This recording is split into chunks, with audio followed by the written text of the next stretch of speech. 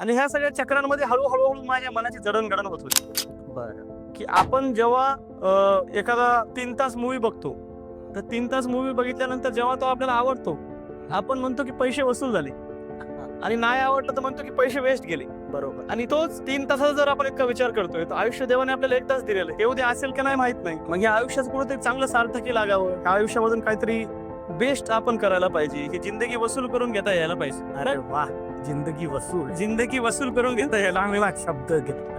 तर हे जिंदगी वसूल समोर ठेवून मग सुरुवात केली. जेव्हा मी एखाद्या मेसवर जायचो, मेसवरती मला चपाती जमायची नाही खायला, त्या काकू माझ्यासाठी भाकर बनवून द्यायच्या.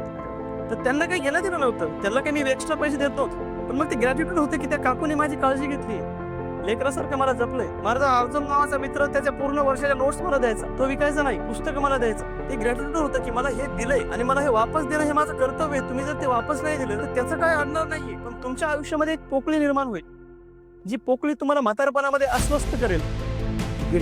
गिल्ट, मी काहीच नाही केलं, माझ्या आयुष्यामध्ये सार काय राहील.